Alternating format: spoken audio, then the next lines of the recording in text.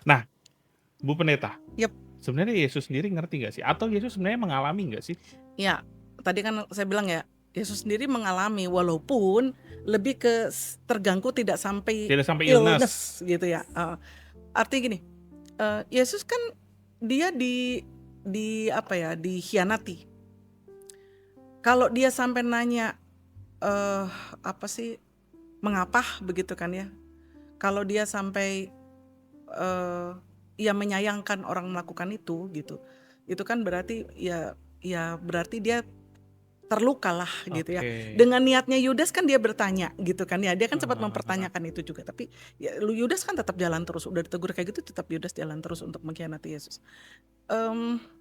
Dan yang paling itu adalah ketika dia harus berhadapan dengan situasi yang akan sangat menyakitkan, sangat membuatnya bukan cuma kesakitan secara fisik, tapi secara jiwa juga. Bayangkan kalau orang pada awalnya menyanjung, orang kemudian mempercayakan dirinya bahkan kepada Yesus, lalu tiba-tiba mereka teriak salibkan dia, Oh iya. dan itu sudah ada di dalam bayangan Yesus gitu, Itu bahwa pasti itu akan kena dihadapin. mental. Itu pasti kena mental. Pasti ya. Pasti kena mental. Bagaimanapun. Makanya jangan heran ketika di Taman Getsemani dalam doanya kan dia bilang, kalau boleh sih cawan ini lalu daripadaku. Kalau boleh aku nggak usah minum cawan ini gitu ya. Bahkan secara Cawan fisik dia penderitaan. mengeluarkan keringat yang sampai seperti Iya, darah itu. iya.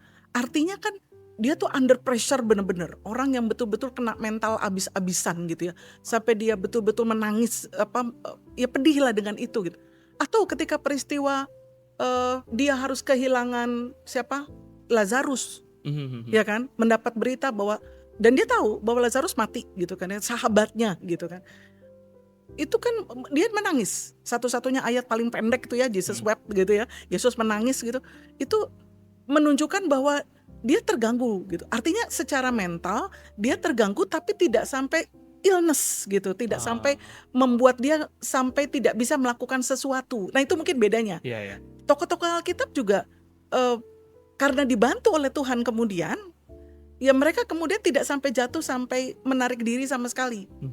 Mereka terus, tadi kan nanya kok Musa masih bisa terus jalanin gitu ya sampai Ya tugasnya. mungkin mereka hanya sampai kena mental ya. Kena mental, mereka terganggu, tapi puji Tuhannya mereka tidak membiarkan diri mereka sampai tergeletak. Dan itu benar ya, firman Tuhan bilang, Tuhan tidak membiarkan orang kemudian jatuh sampai tergeletak.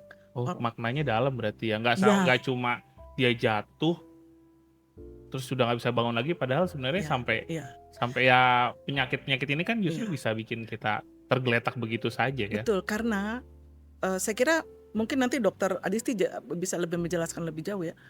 Saya kira yang namanya perasaan itu sifatnya netral ya. Kalau orang dalam situasi seperti Yesus akan dikhianati, akan disiksa habis-habisan begitu ya, siapa sih yang nggak akan takut gitu? Ya kan, dan itu perasaan yang tidak bisa dihakimi oleh siapapun. Kalau dia sedih, dia gembira, dia kecewa gitu kan ya, dia bingung, itu adalah perasaan yang tidak bisa orang kemudian menghakiminya, menyalahkannya gitu ya. Cemas gitu, itu khawatir, itu perasaan yang dia alami. Hanya ketika dia dikuasai, nah itu yang Tuhan tidak membiarkan gitu loh. Tuhan gak kepingin itu terjadi. Ketika dia bilang di Matius pasal 6 ayat 33 misalnya, jangan kamu khawatir gitu kan ya, lalu dahulukanlah kerajaan Allah gitu. Itu kan sudah dia memberikan jalan keluar kemudian. Kalau kau tidak mau khawatir, maka ya dahulukan kerajaan Allah, maka semua akan ditambahkan padamu. Kok gak akan khawatir lagi gitu kan. Tapi artinya bahwa orang dia punya perasaan, kemudian perasaan itu apakah akan dikendalikan, menguasainya atau dikendalikan, itu yang menjadi keputusan yang harus diambil sampai hari ini. Sampai gitu. hari ini seperti itu ya. Iya, dia mau ikut yang mana nih gitu kan, mau taat apa enggak gitu kan. Ya. Menarik. luar biasa sih sebenarnya. Sebenarnya kalau kita mau menggali lebih dalam, sebenarnya ada banyak hal yang bisa kita temukan sebenarnya soal kena mental itu tadi Mm-mm. ya. Mm-mm. Oke. Balik lagi ke dokter Adisti. Sebenarnya boleh nggak sih kita self claim, self diagnose? Karena dengan media sosial yang sudah beredar, terus kan isinya kan pasti cerita ya. Aku kayaknya kena mental deh, soalnya cocok nih. Soalnya indikatornya pasti sama yang aku halamin saat ini. Saya boleh nggak sih sebenarnya kita melakukan self diagnosis gitu? Baik, Kak Ge. Jadi sebenarnya pertama adalah yang penting adalah kita memahami yang mana sih kesehatan mental itu. Sampai dibilang kok saya sakit mental gitu ya. Nah, kesehatan mental itu kan mempengaruhi bagaimana kita berpikir, merasakan, dan bertindak. Nah, perasaan yang pertama tuh kita harus aware dengan perasaan kita. Ya, seperti yang tadi Bu Pendeta katakan, perasaan takut itu kan normal. Khawatir itu normal. Itu memang hal-hal yang wajar. Itu harus dikenalkan. Kita harus tahu kapan kita marah, kapan kita sedih, kapan kita takut, kapan kita khawatir, kapan kita bahagia. Itu adalah perasaan-perasaan yang harus kita kenali. Gitu. Ya. Nah, begitu ada masalah misalnya, ya, biasanya ada perasaan-perasaan yang berlebihan, misalnya sedih berlebihan, marah berlebihan, ya. Nah, di saat itu tidak terkendali, kalau kita punya awareness, kita akan sadar kayaknya ada yang salah nih dengan diri saya. Oh, berarti menyadari gejalanya. Betul. Ya. Tapi kan itu kadang-kadang itu boleh ya kalau kayak itu gitu ya. Itu tentu harus. Makanya harus punya awareness terhadap perasaan sendiri. Oh, saya lagi takut nih. Saya lagi sedih nih. Itu harus bisa. Kita tuh harus bisa belajar mengenali itu. Nah, tapi kita harus bisa belajar juga kapan perasaan ini kelewat batas sampai kita tidak bisa melakukan aktivitas kita sehari-hari. Ya, tapi kan kadang-kadang kita ini suka cocok-cocokin aja gitu ya. Nah itu memang kadang dan seringkali kita itu lebih sering melihat orang sekitar. Ini saya jadi sedih begini karena si A nih ngomongin saya terus, karena si A nih mojokin saya terus. Si kambing hitam lah ya. Betul. Saya ini jadi sensitif karena dia misalnya, atau saya jadi sensitif karena kerjaan saya banyak nggak kepegang, saya nggak punya waktu. Nah, cobalah sekarang kita mulai refleksi pada diri kita sendiri, jangan kepada orang lain. Introspeksi ya. Introspeksi. Jangan-jangan kitanya yang tidak cukup sehat secara fisik untuk menghadapi itu semua. Misalnya, kita kerja dari jam 8 sampai jam 4. Tapi kok lemes banget ya? Kayaknya depres nih lagi kerja gitu misalnya kan. Sekarang gampang banget ya dikit-dikit bicara gitu. Tapi kita mesti refleksi dong. Kita makannya udah bener belum? Kita tidurnya udah cukup belum? Kita aktivitas fisiknya gimana? Ada olahraganya enggak? Gitu. Kita harus balik dulu ke diri kita sendiri. Baru kita lihat sekitar. Jadi jangan buru-buru menyalahkan pihak luar dulu. Benar. Tapi kalau dulu kan ada pepatah gini ya dok ya. Biasanya kalau ayam yang bertelur duluan, yang berkotek duluan, dia yang bertelur duluan. Nah berarti kan dengan kata lain, kadang-kadang orang tuh suka nggak bisa langsung menyadari gitu. Ya artinya dia butuh orang lain yang membuat jadi cermin gitu. Oh, kayaknya kamu mental illness. Jadi maksudnya nggak selalu orang tuh kadang-kadang justru kalau menurut saya ya ketika dia melakukan self claim gitu, itu tuh jadi kayak ujungnya pembenaran diri gitu. Tuh. Cuma karena mau kamu lagi males aja kali gitu. Mungkin kan kayak gitu ya. Tapi kalau seringkali kan kita justru butuh orang kedua atau orang ketiga yang membuat itu tuh jadi yakin gitu. Oh iya, emang saya tuh punya masalah mental dan ini tuh perlu diobatin. Bener nggak sih kayak gitu? Apa ya kalau tadi kan tadi sih kan bilangnya kita harus menyadari, tapi kan orang yang dengan kondisi itu belum tentu bisa menyadari. Betul. Iya. Jadi awalnya kita harus sadar dulu nih. Betul. Kalau ternyata kita saking terganggunya sampai tidak bisa menyadari, jangan sungkan mencari pertolongan, mencari bantuan. Betul. Itu bisa saja terjadi. Ya, tapi awalnya kita harus tahu dulu, kok kayaknya ada yang salah nih, sampai nggak bisa makan, sampai nggak mau tidur, ada yang salah nih. Dan jangan diam saja. Pertama, orang terdekat tentunya harus tahu. Nggak enak ngomong sama orang tua, nggak didengerin misalnya. Ya ke Bu Pendeta bisa. Iya benar juga. Gitu. Benar. Tapi orang Kristen boleh nggak sih ke psikolog? Tapi kan nggak ada hubungannya ya. Boleh nggak sih atau ke Bu Pendeta aja? Ya, tidak. Pendeta itu tidak selalu serba bisa loh, gitu loh. Ya kan selama ini kan semua orang kalau pemuka agama tuh kan hormat, bahkan kayak harus tahu semuanya. Kalau misalnya nggak tahu semuanya, kayak ada yang salah, nggak belajarnya nggak benar nih. Ya itu apa ya istilahnya, ya berlebihan juga ya, punya harapan yang berlebihan gitu terhadap peran seorang pendeta. Pendeta bukan Tuhan yang serba tahu gitu ya, yang ilmunya komplit gitu. Yang kalau udah bidangnya misalnya dalam taraf tertentu ternyata ini orang memang perlu terapi gitu ya, nggak cukup cuma ngobrol doang. Kalau dengan pendeta, ayo ngobrol, kita akan temenin, yuk kita ngobrol gitu. Tapi kalau harus kemudian itu berulang, maka harus seorang ahli yang memang terdidik dalam hal itu, ya itu psikolog. Dan kalau ternyata menjadi parah sampai dia berpikir bundir gitu, bahasa kalian kan anak muda ya bundir ya gitu ya, sampai terpikir seperti itu gitu ya, itu udah waktunya ketemu dengan psikiater saya kira ya dok ya. Karena dia sudah mulai bukan saja menarik diri tapi ingin menghabisi diri gitu kan. Itu kan berarti udah berpikir udah nggak cukup gitu. Di zaman Elia nggak ada tuh yang namanya psikolog, nggak ada yang namanya psikiater. Dan di situ Tuhan berperan langsung. Tapi Tuhan bisa pakai loh. Tuhan bisa pakai seorang psikolog, Tuhan bisa pakai seorang psikiater gitu ya untuk bisa memberikan masukan, memberikan jalan keluar gitu. Tuhan bisa pakai. Lah Tuhan aja bilang batu juga bisa dipakai buat muji dia. Benar. Ya, Kan apalagi ini orang. Bisa jadi makanan lagi kan. Iya. Saya hubungannya makanan mulu Bu, maaf ya Bu. Gak apa-apa. Maaf ya Kak. Di salah satu pertemuan pendeta tahun kapan ya di GKP ya, itu pernah ada para pendeta tuh kan sering bermasalah dok dengan persoalan mental ya. Bagaimanapun tantangan yang dihadapi membuat mentalnya bisa saja kemudian terganggu gitu kan ya. Terus bagaimana menghadapi itu? Nah pada waktu itu dalam pertemuan pendeta tersebut seorang psikiater diundang. Dan dia seorang yang bukan Kristen loh.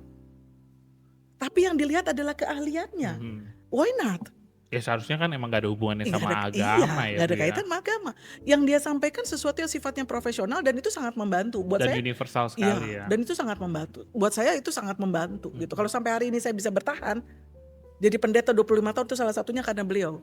Oh ya. Seorang yang bukan Kristen dan bukan seorang pendeta, seorang psikiater. Kenapa? Ya karena masukannya itu membuat saya jadi mengerti, oh ini loh yang seharusnya sebagai manusia yang normal tuh harusnya kayak begini. Cara menghadapi persoalan tuh harusnya begini.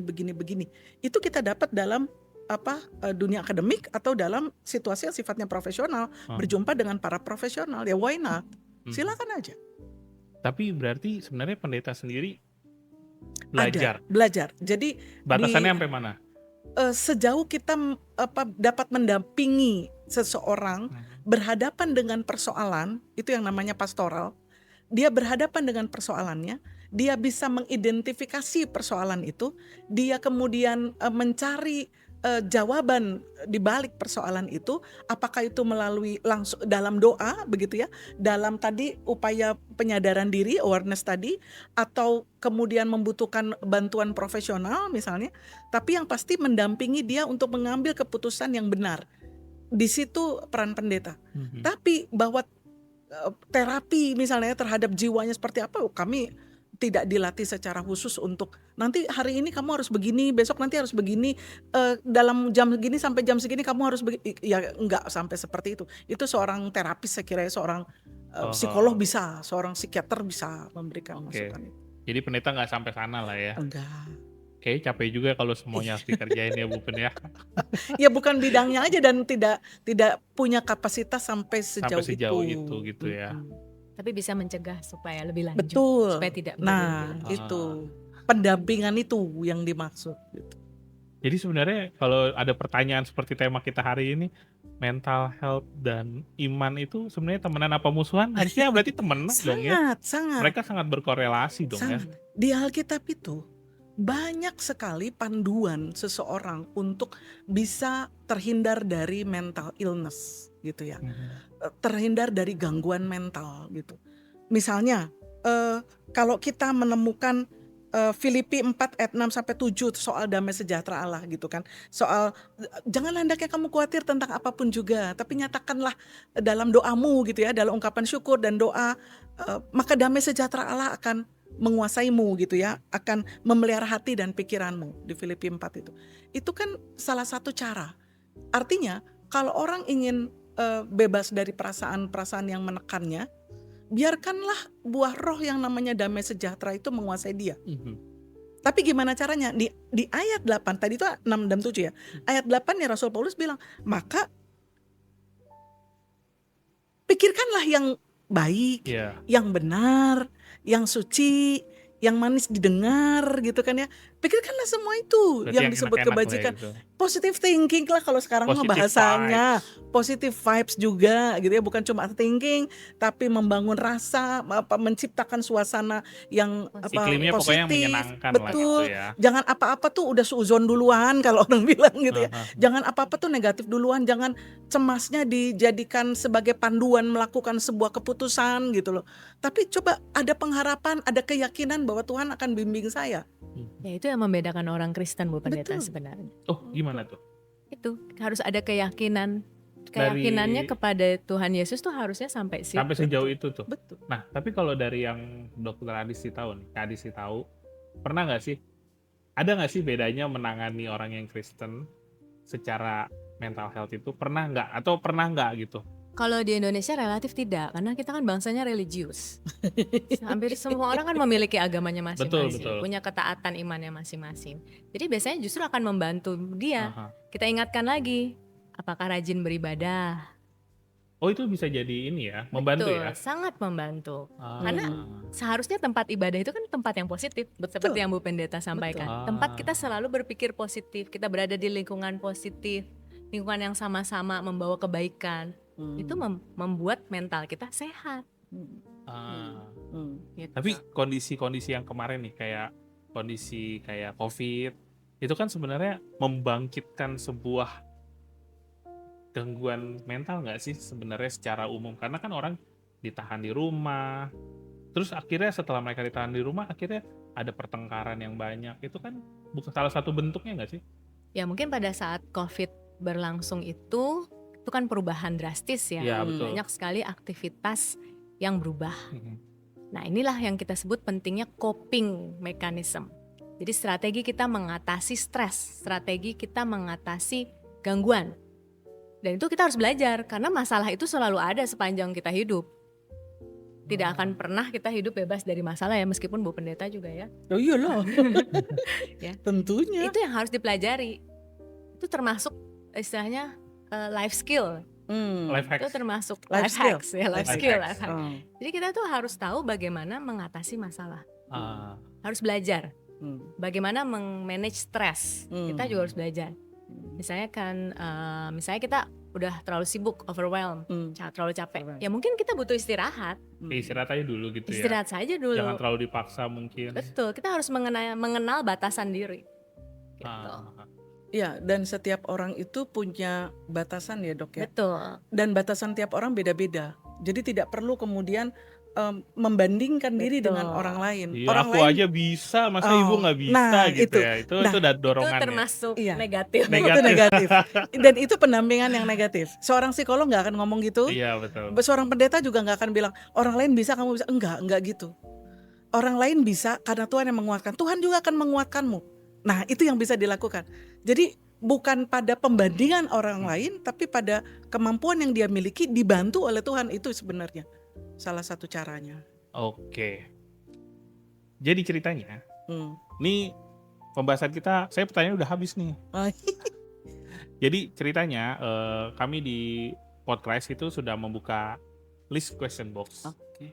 di media sosial kita di Instagram. Jadi kita punya beberapa pertanyaan yang rasanya perlu kita obrolin di hari ini supaya itu bisa menjawab. Pertanyaan pertama ya. Jangan rebutan nih, satu-satu aja. Pertanyaan pertamanya, bagaimana menyikapi pandangan orang Kristen? Nggak boleh cemas, nggak boleh depresi, karena itu bisa dianggap kurang iman. Bener nggak sih kayak gitu? Bu Pendeta tuh bagiannya. Bu Pendeta ya harusnya ya. Oke, sekali lagi, Dok, orang tuh ada batasan, ada tingkatan ya Dok ya, setahu saya ya. Cemas, stres gitu ya, Ya. masih itu, dan kemudian baru tingkat depresi. Ya, yang paling berat depresi. Yang paling Depresi itu berat ya. menurut saya kalau lihat di Alkitab, kita boleh di tingkat cemas karena itu sangat manusiawi tadi ya, Selama tidak menguasai dan tidak mengganggu. aktivitas sehari-hari. Kata kuncinya Iya, itu kata ya. kuncinya di Yes. situ. Kecemasan itu sesuatu yang manusiawi, tapi tidak menguasai, intinya itu tidak membuat jadinya terganggu. Tapi kalau tadi dibilang boleh nggak depresi? Oh, nggak boleh. Kalau depresi nggak boleh. Nggak boleh. Tapi kalau cemas manusiawi. Iya. Kan ini soalnya pertanyaannya iya. ada 2 tingkatan berarti Betul. kan. Tapi di titik dia tidak mengganggu aktivitasnya dan relasinya dengan orang lain. Nih, kalau sampai saya nggak mau sama sekali ketemu sama Dokter Adisti, karena saya misalnya terlalu tersakiti oleh pendapatnya atau oleh pernyataannya suatu kali atau sikapnya, berarti saya sudah mulai bukan lagi di tingkat saya kecewa. Iya, bukan lagi kecewa. Oke. Saya sudah sampai lebih lanjut nih, sampai tidak mau berjumpa gitu kan ya, itu. Padahal saya pasti harus berjumpa dong ya. Di betul. gereja pasti ketemu gitu. Lalu atau misalnya kemudian saya pengaruhin orang-orang. Gitu ya. Saya memburuk-burukan, saya membunuh karakter Dokter Adisti. Itu saya sudah illness itu. Itu sudah mental illness itu. Oh gitu ya. Menurut saya. Oh menurut sudut pandang. Tapi kalau menurut Kita kalau tanya. medis? Kalau sama sih batasannya seperti tadi kalau saya. Kalau dia Tidak itu menjadi fokusnya Oh, sehingga menghilangkan fungsi dia secara normal, itu jadi illness. Itu illness. Gitu Oke. aja sih, Tapi berarti nggak ada hubungannya sama dia dianggap kurang iman dong? Sekali lagi, kalau ternyata itu membuat dia tidak bisa memuliakan Tuhan, itu dia kemudian jadi batu sandungan buat orang gitu kan ya. Yang tadi saya sebutkan yang paling parah itu kan udah jadi batu sandungan dong, khususnya buat Dokter Adisti sendiri, membunuh karakter dan seterusnya gitu. Kalau sampai saya tidak mau berjumpa dengan seseorang, itu kan berarti saya sudah tidak mau jadi berkat buat orang itu ya. Iya benar. Berarti secara iman saya sudah mulai terganggu nih. Oke. Benar. Tapi kalau sampai masih di taraf, aduh saya cemas nanti saya naik kelas apa enggak ya, saya akan lulus apa enggak ya, Ya kalau nggak belajar nggak naik kelas mah wajar ya. Ya iya gitu. Artinya kecemasan itu kemudian kalau ditindaklanjuti, kalau gitu aku mau belajar misalnya gitu. Kalau gitu aku mau kerjakan skripsiku sebaik mungkin misalnya gitu. It's okay. Kalau gitu aku mau bekerja dengan serajin mungkin supaya aku nggak dipecat misalnya. Itu bagus. Oke. Itu positif. Itu positif. Ya, Berarti dia punya iman. Ciri orang punya iman adalah bahwa dia percaya masa depannya itu baik. Oke. Karena Tuhan janji dan dia pegang janjinya. Itu berarti dia secara iman baik. Tapi kalau dia udah, aduh nanti saya akan hancur nih, ntar saya akan mengalami itu sesuatu yang negatif gitu ya. Oh berarti dia imannya sudah mulai terganggu itu. Oh gitu ya. Oh iya dong. Karena dia tidak percaya bahwa Tuhan akan memberikan jalan keluar terbaik buat hidupnya. Betul.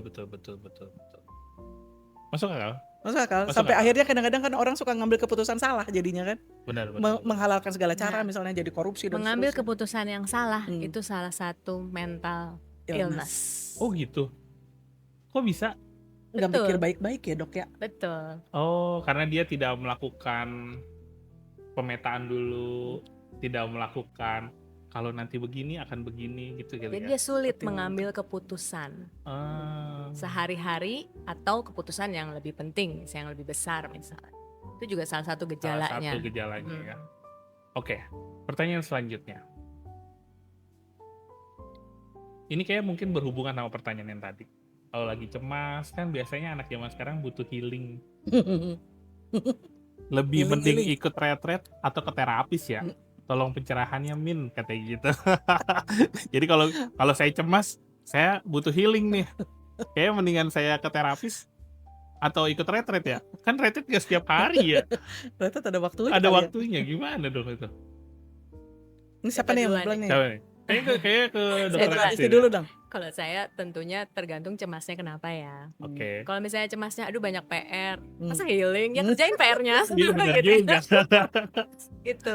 Aneh bener. Iya, Atau bener. feelingnya ya apa? Cemasnya karena, waduh saya bakal didatengin ini debt collector nih. Ya dibayar lah itu. Betul. Bukan Bisa kabur. kabur. Iya, betul ya. Jadi seperti yang saya sampaikan tadi, masalah itu akan selalu ada.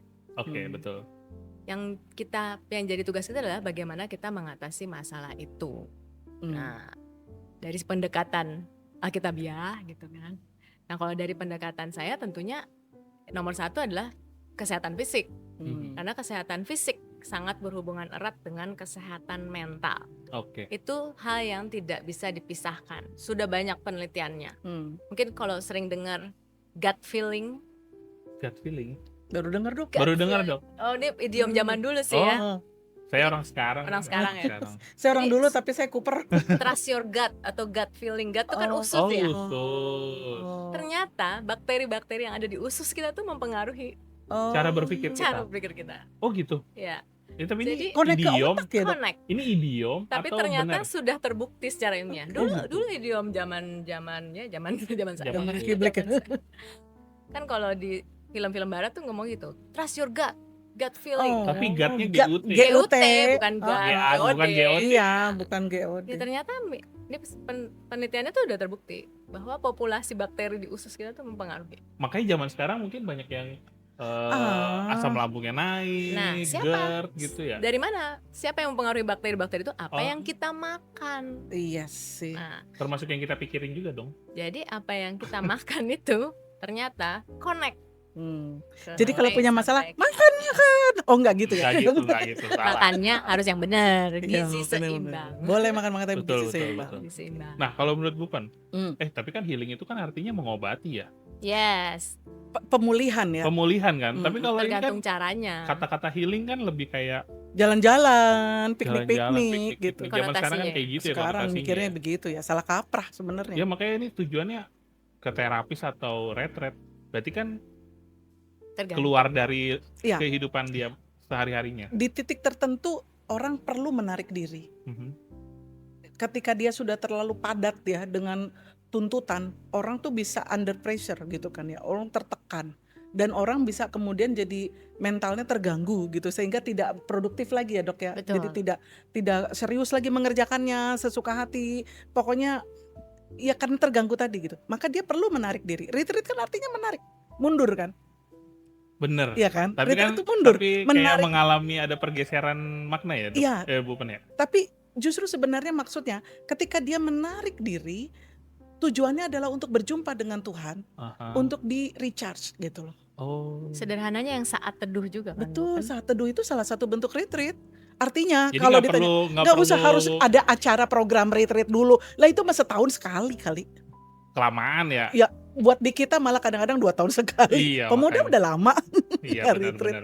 Iya, tapi kan bisa melalui saat teduh, Doa melalui pribadi. doa pribadi itu juga kita sedang retreat. Kita berkontemplasi ya. Kita Betul. merenung siapa sih, kenapa sih saya begini begitu juga salah satunya sambil terus bertanya, lalu berkomunikasi dengan Tuhan melalui Alkitab gitu kan. Kita menemukan tuh di situ ungkapan-ungkapan pernyataan-pernyataan pergulatan batin banyak orang yang sebenarnya dari zaman ke zaman sama aja kok. Pergulatan batinnya mah. Ya sebenarnya berulang ya, tapi Iya, kan cuma penyelesaiannya bisa jadi berbeda-beda kan. betul. Tapi secara prinsip sih ada yang mirip ya dok dari zaman ke zaman sebenarnya. Iya. Oke. Nah, ini ada pertanyaan yang menarik. Mm-mm. Pertanyaan selanjutnya. Apakah orang dengan mental illness itu boleh melayani di gereja? Oke. Siapa yang mau jawab? Bu pendeta tentu. Oh tentu, karena di Layanan gereja, di gereja. ya. Gereja, Iya. oke. Tapi illnessnya Bu Dokter sejauh mana? Kalau sudah illness itu kan berarti dia sudah terganggu dong. Oke. Relasi dia sama orang juga terganggu, cara pandang terhadap sesuatu juga terganggu gitu kan ya. Bahkan yang illness itu seringkali terputus malah gitu. Ya bagaimana dia bisa melayani orang lain? Bukan soal boleh tidak boleh, tapi situasi kondisinya itu memungkinkan atau tidak. enggak. dan harus dipikirkan dampaknya terhadap orang lain. Betul. Misalnya nih ya, ada orang yang dia punya rasa kecewa atau kebencian berlebihan terhadap orang tua misalnya gitu ya, karena tadi kan contohnya dia mengalami sesuatu yang traumatis gitu kan, itu tidak selesai. Lalu kemudian dia dalam pelayanan firman, kemudian dia menyampaikan tentang bahwa ya wajarlah kalau kita benci misalnya kayak gitu. Nah itu kan udah sesuatu yang repot ya, gimana Oh, jadi mempengaruhi kayak gitu loh. menggeser nilai-nilai Iya, kerohanian jadi justru ya. membenarkan sesuatu yang buruk akhirnya, yang pada sesuatu yang sudah tidak normal lagi gitu. Oke. Ya jadinya mengganggu. Kalau menurut saya sih selesaikan dulu, perbaiki dulu atau sembuh dulu, walaupun orang bertahap tentunya. Karena sudah illness kan tadi Iya, pertanyaan betul, sudah betul. illness. Kalau dia masih cuma Gangguan cemas, gitu ya. gangguan, dia kecewa, tapi itu tidak mengganggu relasi, tidak membuat dia kehilangan hormat kepada orang tua, misalnya gitu ya. Lanjutkan pelayanan itu gitu. Nah, tapi yang namanya mental illness, kalau kayak NPD itu gangguan berarti ya? NPD disorder masih gangguan. Gangguan berarti sebenarnya kalau sampai di tahap itu sebenarnya masih memungkinkan ya, Bu Pendeta ya? Di beberapa jemaat saya berjumpa dengan seorang penatua bahkan yang dia punya latar belakang MPD ya. Bu dokter, mungkin orang tidak semua paham loh MPD apaan sih? NPD itu ya sebenarnya singkatnya sih narcissistic personal disorder gitu, gangguan personal. Iya. Tapi narsis gitu. Narsis. Ya artinya kalau di dalam pelayanan saya ngelihat ya ada orang yang narsis ya. Jadi kadang-kadang suka pakai contoh atau apa dirinya gitu kan ya, atau dia ngomongin banyak tentang dirinya gitu ya, dijadikan sebagai acuan pelayanan, acuan contoh dalam khotbah misalnya kayak gitu. Dan itu sering kali terjadi. Sejauh itu sifatnya inspiratif masih diperbolehkan. Kenapa tidak? Karena pasti menolong jatuhnya ya. Iya. Tapi kalau ternyata jadi egomaniak. Egomaniak itu yang kayak gimana? Egomaniak tuh jadi terlalu pada dirinya ya, mengagungkan diri, jadi megalomania itu ada istilah-istilah itu ya, menganggap bahwa dirinya lah yang paling benar, yang besar, yang hebat, orang lain nggak ada apa-apanya. Nah itu yang salah, gitu, itu yang salah. Tapi kalau mengatakan saya pernah mengalami seperti ini, sama seperti tokoh-tokoh ini atau siapa bapak ini, bapak ibu itu mungkin pernah mengalami, dan ternyata kami semua mendapat jalan, itu masih oke, gitu, itu masih oke. Oke. Tapi kalau udah gangguan NPD kayaknya beda deh dok. Sebenarnya NPD itu tanda-tandanya gimana dulu deh dok? Yang paling gampang. Yang berat adalah di saat dia fokus hanya pada dirinya sendiri, tidak mempedulikan orang lain, tidak mempedulikan perasaan orang lain. Jadi kalau dia melukai perasaan orang lain itu dia biasa aja. Iya. Menyinggung yang berlebihan ya, mungkin kalau menyindir biasa sih masih oke. Ya kalau kita didikannya VOC kan biasa ya jatuhnya kayak gitu ya. Ya kan di zaman kita kecil, saya kecil kan didikannya VOC tuh. Ya. Tapi kan melukai itu banyak ya, misalnya mengkhianati. Nah itu kan terus berlangsung terus menerus. Nah itu udah termasuk sakit sebenarnya kalau yang seperti itu. Kalau sampai membuli ya dok. Membulinya sampai melukai yang secara fisik maupun psikis. Itu mesti cari pertolongan. Soalnya itu kayak sekarang jenis gangguan jiwa, jenis gangguan yang paling sering ya NPD itu ya. Tapi banyak juga yang self claim sebagai NPD ya. Nah benar sih. Nah itu ininya agak nggak jelas ya garis batasnya. Ya. Lebih baik kalau ingin tahu lebih lanjut konsultasi ke ahli yang tepat ya. Oke, pertanyaan selanjutnya.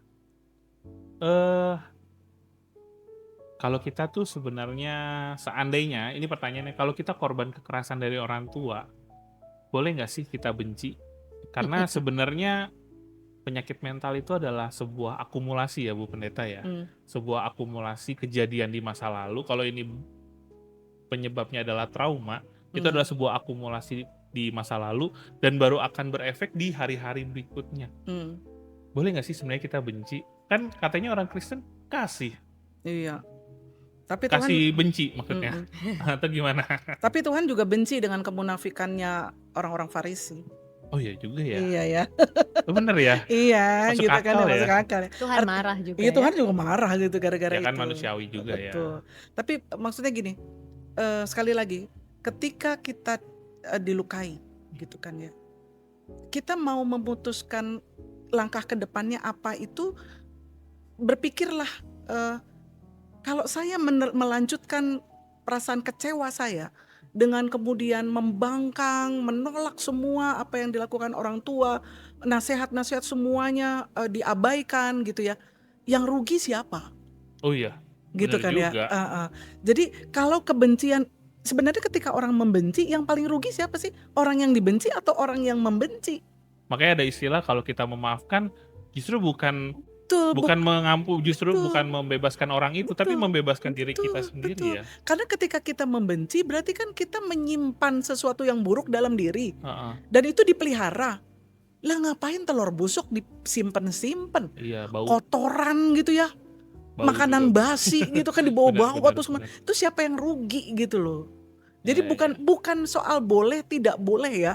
Tapi bahwa Tuhan tahu bahwa itu akan membuat seseorang kehilangan damai sejahteranya dan akan kehilangan masa depan damai sejahtera itu. benar.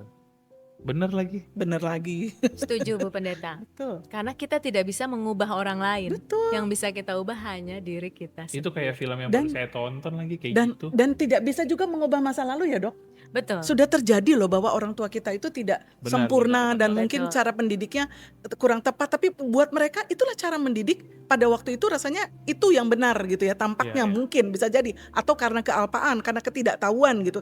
Tapi Betul. kalau kita simpan kemarahan terus terhadap itu, yang rugi tuh bukan mereka, kita sendiri. Benar. Makanya pernyataan yang tadi ya, memaafkan itu melepaskan, justru Betul. melepaskan diri kita Iya. ya. Dari termasuk mungkin itu bisa jadi salah satu sumber penyakitnya kali ya, Dok. Ya? Bisa. Karena Kalau kita terlalu- tidak bisa mengatasi mungkin sedih perasaan itu secara berlebihan. Kalau kita nggak bisa mengatasi. Tapi kalau kita bisa bangkit lagi, tetap melakukan aktivitas kita sehari-hari, itu berarti itu udah better banget ya. Bagus ya. Tapi itu proses tentunya. Betul, nggak mungkin instan ya. Iya. Orang mie pertama. instan aja tetap harus Harus dimasak. dimasak dulu gitu. Makanya kan betul yang tadi, balik lagi bahwa ketika orang sudah pada tahap tertentu yang sangat terganggu karena kebenciannya itu, dia butuh orang-orang yang mendampingi. Jangan jauhi komunitas, lalu kemudian cari orang yang bisa menolongnya gitu ya, yang orang yang dianggap bahwa ini orang punya wibawa, apakah seorang profesional gitu atau seorang pendamping yang bisa memberi masukan baik. Itu yang harus dilakukan gitu. Oh, oke. Oke, Bagus sekali. puji Tuhan. Oke, pertanyaan selanjutnya. Apakah komunitas rohani bisa jadi ruang aman untuk kita berbicara soal mental health? Tergantung komunitas yang mana. Rohani, Bu. Rohani, Bu. Oke, Bukan roh sorry. halus, Bu. Rohani, Oke. Bu. Rohani seharusnya idealnya komunitas rohani itu justru akan support gitu ya. Aha. Saling support itu yang membuat seseorang akan terbangun jiwa sehat gitu kan.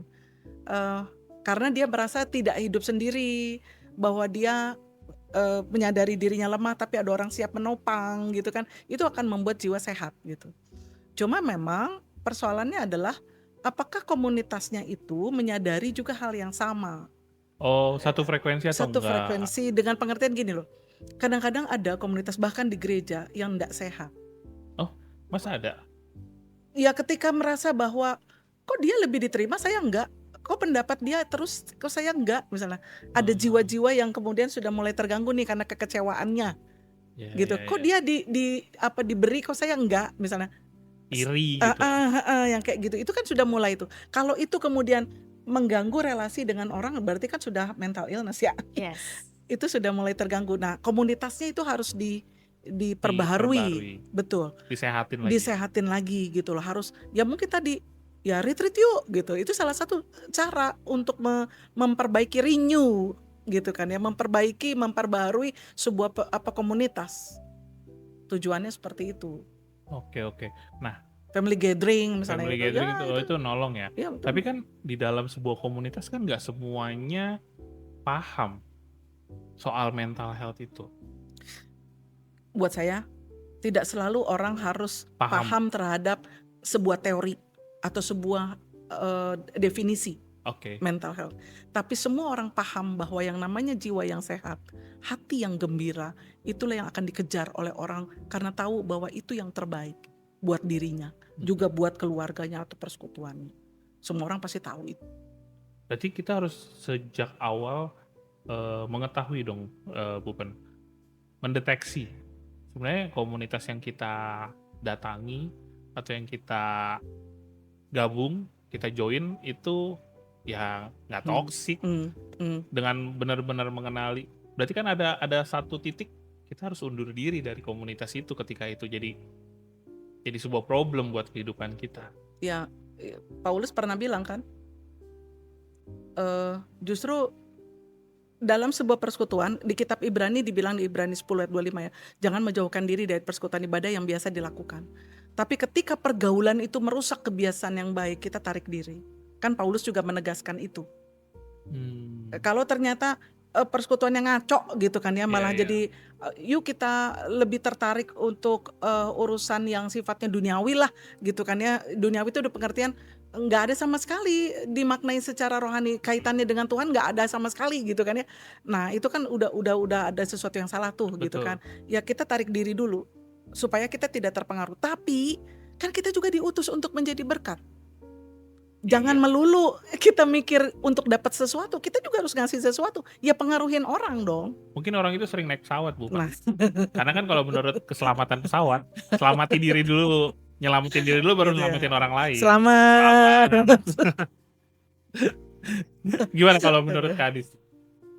Apakah komunitas yang jangan rohani deh, kalau tadi rohani udah dijawab nih. Kita pergaulan. Lah ya. Tentu sangat mempengaruhi ya, karena lingkungan sosial itu akan sangat berperan pada kesehatan seorang, baik fisik maupun mental. Iya. Contoh, lingkungan kita kerjanya makannya pizza, gorengan, ya lama-lama fisik kita akan sakit. Ya. Nah begitu juga kesehatan mental. Kalau sekitar kita bicaranya negatif melulu, kepengaruhin lah ya. Lama-lama kita akan terpengaruh. Julid terus. Iya, isinya gibah semua gitu. Lama-lama kita akan terpengaruh. Carilah lingkungan yang positif. Betul. Benar-benar. Dan yang penting mulailah dari diri kita sendiri dulu yang positif. Ya. Tapi kan kadang-kadang ada beberapa orang tuh kan yang dia aja kayak gitu, masa aku harus berubah sendirian, ntar dibilangnya munafik lagi atau apa lagi, kan suka kayak gitu ya Kak Disti ya? Ya kan kita harus menjaga kesehatan kita ya. Bener, berarti harus sering-sering naik pesawat ya. Selamati diri selamat. Percaya namanya orang Kristen itu dia akan menjadi terang dan garam dunia. Iya, tanpa sadar sih ketika dia aktif dalam sebuah pelayanan, ada sebuah border yang menjaga dia untuk menyadari lokasi dia stay itu tepat atau tidak. Mungkin seperti itu ya Bu Pendeta ya. Makanya kita harus selalu sadar, saya diutus bukan cuma menerima berkat dari Tuhan, tetapi juga menjadi saluran berkat gitu buat orang. Dalam situasi yang dimana kita misalnya jadi pemimpin, maka ya kita harus mempengaruhi orang untuk positif gitu kan ya. Tapi ketika kita menjadi bawahan dan ternyata situasinya susah untuk diubah, ya kita menarik diri.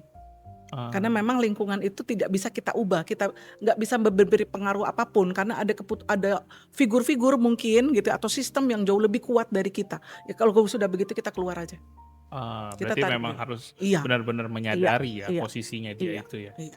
Nah dari tadi kan Bu Pendeta tuh selalu bilang gimana caranya kita bisa merasa damai sejahtera. Soalnya ini pertanyaan yang paling terakhir sekali tuh dikatakan Yesus tuh bilangnya damai sejahtera aku berikan. Tapi kenyataannya kan di dalam hidup kan kita selalu gelisah ya. Kita selalu khawatir. Konteksnya kita harus pahami seperti apa, Bu Pen? Orang beriman yang tadi balik lagi ya. Orang beriman akan melihat bahwa masalah yang dia hadapi itu bisa dipakai Tuhan, Allah turut bekerja dalam segala hal untuk mendatangkan kebaikan bagi dia. Maka untuk orang yang percaya melihat bahwa situasi yang tidak menguntungkan itu menjadi cara Tuhan untuk memperbaharui dia atau justru untuk membuatnya menjadi semakin kreatif. Misalnya kayak kemarin pandemi. Itu kan buat sebagian orang yang tidak beriman kemudian memilih, ada yang bunuh diri lah, ada yang kemudian jadi negatif gitu ya bersikap. Tapi buat orang-orang yang beriman, mereka akan melihat bahwa situasi itu cara Tuhan nih untuk memperbaharui keluarga saya, atau usaha saya yang lama ternyata ini harus diubah sama sekali. Oke, saya mau berubah, saya mau belajar sesuatu yang baru, tapi ternyata itu malah jadi lebih berhasil daripada yang pertama. Orang yang berpengharapan kan seperti itu kalau orang beriman gitu. Betul. Iya juga ya. Iya juga ya, benar. Masuk akal. Jadi tergantung bagaimana seseorang punya keyakinan, relasi dia dengan Tuhan sebenarnya ya. Kalau dia punya relasi yang balik lagi sehat atau nggak sehat ya dok ya, bahkan dengan Tuhan pun sehat, maka dia akan merasakan bahwa Tuhan itu dekat, dan Tuhan itu akan selalu memberikan pertolongan tepat pada waktunya. Kalaupun dia harus melalui lembah kekelaman seperti bahasanya Raja Daud gitu ya di Mazmur 23, ya dia nggak takut bahaya, dia akan jalanin itu, dia nggak kabur, ya kan, dia tidak mengandalkan orang-orang sekitarnya, enggak, ada gada dan tongkat Tuhan yang menyertai, jadi jalanin aja. Even dia seorang pemimpin, dia tidak akan menggadaikan idealismenya kemudian untuk menghalalkan segala cara itu gitu. Dan dia bergantung sama Tuhan betul. Walaupun kadang-kadang tidak selalu yang ideal itu akan terjadi juga saat itu. Ya mungkin dia tidak ngalamin itu, tapi orang selanjutnya mengalami kan, it's okay juga kan. Benar. Nggak harus dia semua baik gitu. Oke. Boleh nggak saya kasih tips dikit? Justru itu yang akan jadi pertanyaan saya karena di pasti ada tips. penghujung obrolan kita di podcast episode ini. Ya, saya butuh tips dari versinya Ibu Pendeta dan versinya Kak Adisti. Mungkin satu dari sisi medis, satu dari sisi rohani, walaupun sebenarnya kita nggak boleh dipisah-pisah ya. Sebenarnya kan itu jadi pasti satu nyambung. kesatuan, pasti nyambung. Ini pasti nyambung. Oke. Saya kira-kira ada tips nggak untuk kita menyadari sehingga antara mental health dan iman itu ya nggak musuhan, tapi mereka tuh temenan. Siapa dulu nih? Dokter Pendeta dulu. Sweet. Saya dulu, boleh. Baik, kalau dari saya, sehat adalah fisik, mental, dan sosial. Jadi kalau kita mau punya mental yang sehat, maka kesehatan fisik itu nomor 1. Fisik dulu ya berarti ya. Fisik apa aja yang harus kita perhatikan? Kita harus makan yang benar. Panduan gizi seimbang, bukan ya gorengan di skip. Gorengan coret gitu ya. Boleh 1 gitu, boleh. 1 sebulan. Saya pengen seminggu. Sebulan lagi. Kayak banget. Fisik tuh pertama gizi seimbang, makan yang benar, bervariasi, lengkap ya. Vitamin, mineral juga masuk. Terus latihan fisik. Tidak sekedar aktivitas fisik. Biasanya kan suka ngeles-ngeles, saya nyapu, ngepel kok sehari-hari. Tidak cukup. Debar jantungnya nggak nyampe ya. Tidak hanya debar jantung, tapi fleksibilitas. Kelenturan ya. Kelenturan tubuh juga penting. Jadi kekuatan otot, kelenturan itu juga. Jadi tidak hanya kuat, tapi harus fleksibel. Ya. Kemudian tidur harus cukup. Nah, itu dia. Tidur harus cukup. Jangan ngegame tapi mulu. Tapi saya kerjanya jauh. Nyampe rumah udah malam. Jadi nggak cukup. Berarti itu bakal jadi ini ya, pemicu ya? Usahakan di akhir pekan ada tambahan tidur. Di akumulasi gitu bisa ya? Bisa. Oke. Ya. Daripada tidak sama sekali. Ya. Benar sih. Kemudian yang terakhir adalah manajemen stres. Nah, manajemen stres tuh kayak gimana? Stres tuh selalu ada. Pastilah. Ya, baik stres berupa penyakit, ya, terpaan virus, bakteri dari luar, tapi bisa juga stres lingkungan. Nah, makanya kita harus bisa memanage stres kita.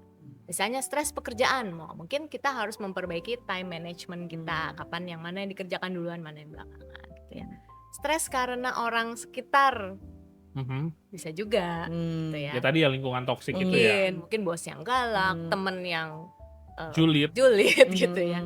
Ya itu antara lain cara mengatasinya ya. Kalau kita tidak bisa menghindar, mesti bisa memutus ya. Kalau teman yang julid kan sebenarnya bisa diputus ya. Tapi misalnya nggak bisa gitu ya.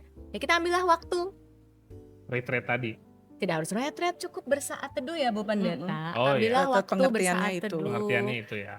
Mengenali diri, berkontemplasi seperti yang Bu Pendeta sampaikan. Me time lah ya kalau kata anak zaman sekarang. Betul, ambillah waktu untuk merefleksi dan mencari solusi yang terbaik. Nggak perlu khawatir kalau kita merasa takut, kita merasa cemas, sedih, marah, normal ya, itu sebenarnya. wajar. Justru aneh kalau nggak pernah. Justru aneh dong kalau ada orang melakukan kejahatan tapi kita nggak marah, kan aneh ya. Itu ada yang Iya salah sih, sama ada kita. yang salah. Itu Iya. berarti Justru jangan-jangan itu mental malah illness ya. Itu bisa ada bisa gangguan jadi mental ya gitu di ya. situ ya. Gangguan Itu juga mental. salah gitu. Jadi eh, manajemen stres ini supaya menyediakan kita waktu untuk bisa mencari solusi. Oke. Bagaimana cara kita menghadapinya ke depan. Dan ini adalah proses yang berlangsung terus. Sama seperti kita mau sehat secara fisik, kan kita dari itu berlangsung terus dong. Iya. Sama, Proses. menjaga kesehatan mental juga seperti itu. Harus dijaga terus-menerus.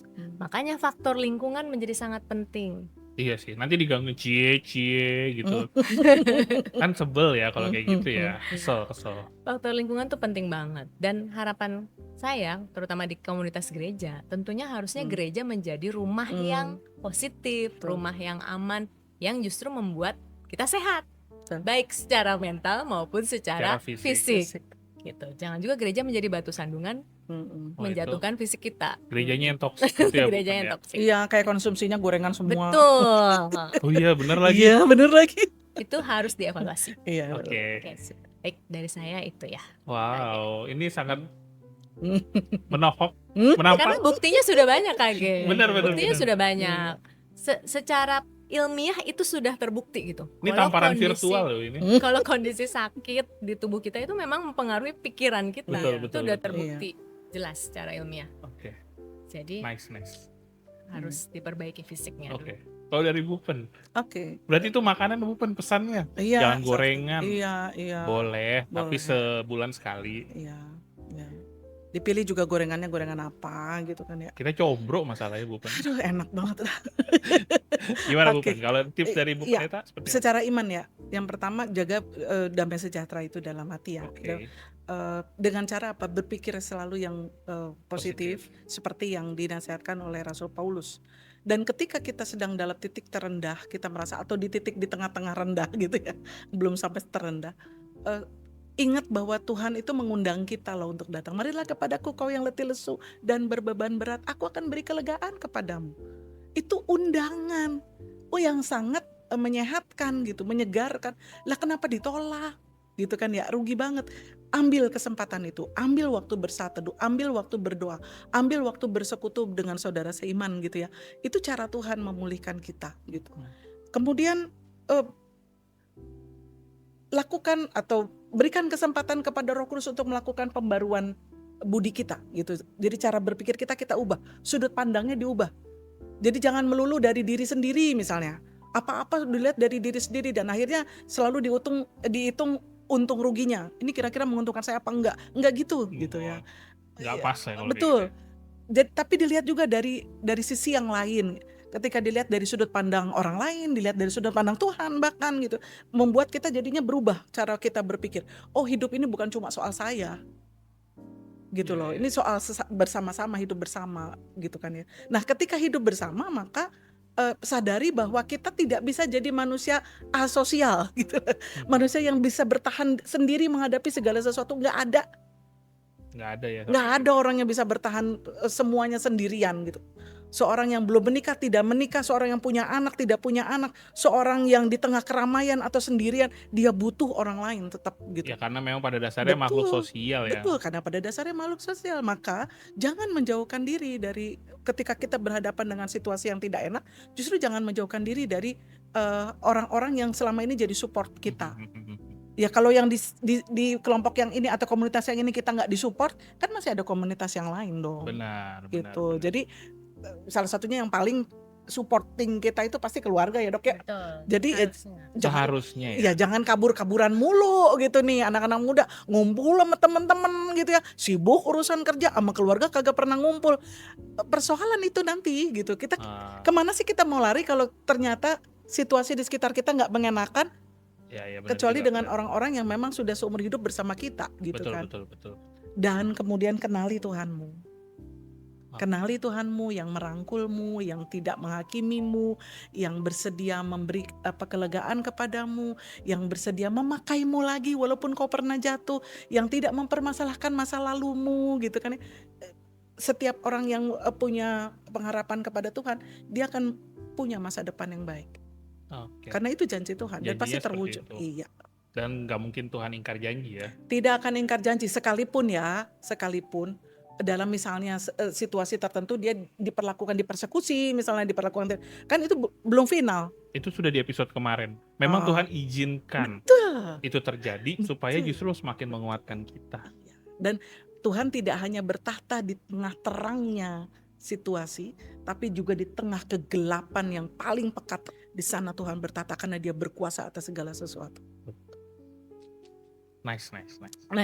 Puji Tuhan. Terakhir, hati yang gembira itu obat. Oh iya lagi benar, kan ada lagunya. Iya. Hati yang gembira adalah obat gitu ya. Jadi mempengaruhi ya dok ya. Betul. Moodnya kita jadi bagus. Betul. Pasti kan ke orang-orang juga jadi kelihatannya positif ya. Iya, kalau kita semangat. happy gitu. Jadi milih ya udah sih keep going sih gitu, atau ya kenapa sih gini-gini. Pilih yang mana? Kalau saya sih keep going aja. Iya benar. Emang gue pikirin kadang-kadang benar juga sih. Benar juga. Nggak Sikap perlu terlalu, kan ada bukunya Bu, overthinking apa tuh? yang seni bersikap Bodoh bodo amat. amat. Iya benar. Gitu. Iya, Itu ada bukunya Bu. Tapi nggak boleh bodo amat dengan diri sendiri ya. Nah, nanti sakit. Betul. Ya, Nggak boleh, itu nggak boleh. Itu udah dilarang kan tadi udah Tidak tadi boleh obrolannya. berpikir makan apapun ntar juga mati, nggak boleh. Nggak boleh. Nggak boleh. Ya benar sih. Laki walaupun kan kantor juga ujungnya mati. Iya kayak begitu. Tapi siapa yang Tapi mau masa selama mati ya hidupnya kesakitan kan ya, gitu. siapa yang suka menjalani hidup tuh menderita mulu? Siapa sih yang mau? Iya. Oh Dia nggak nonton yang kemarin berarti Bu. iya. Makanya tonton yang kemarin dulu kalau mau nonton yang sekarang. Oke, ngomong-ngomong, ternyata hari ini kita didukung oleh dekorasi kita, ada bunga cantik di sana didukung oleh Gita Floris. Terima kasih Kak Gita udah didukung bunga yang cantik. Jadi teman-teman yang mau sudah punya usaha, mau dukung kita di Podcast, kita iklanin juga di sini boleh. Gratis ya? Gratis. Tapi ya kita dapat dong. Ini buktinya kita dapat bunga cantik. Nah, teman-teman kalau mau ngedekor rumah, mau ada acara keluarga, ada acara di sekolah, di kantor, butuh dekorasi bunga, bisa menghubungi Gita Floris. Itu ada Instagramnya nanti di sini di tangan saya di atas. Nanti bisa langsung klik aja linknya di situ. Kalau enggak dong, bisa diatur. Itu yang paling benar. Bisa diatur. Itu yang paling penting. Jadi kalau teman-teman juga punya usaha-usaha yang mau dipromosin di sini, boleh. Boleh banget ya. Boleh banget. Boleh nggak saya? Lah pendeta bisnisnya apaan ya? Emang ada ya? Ada ya? Ada lah kalau ada. Oke. Terima kasih Bu Pendeta, Sama-sama. Kak Adisti, Sama-sama. untuk sudah bisa meluangkan waktu untuk obrolan kita yang sebenarnya berat banget sih. Tapi ternyata kita bisa membawanya dengan santai ya, dan harusnya ini bisa menolong. Amin. Bisa Semoga mencerahkan menjawab keresahannya teman-teman di seluruh generasi, mau generasi yang lain-lain. Tapi ini mungkin bahasanya Gen Z banget. Jadi semoga ini sangat menolong. Terima kasih sekali lagi. Kita tos dulu deh. Tuhan berkati. Oke, sampai ketemu Oke. di lain waktu. Sampai jumpa.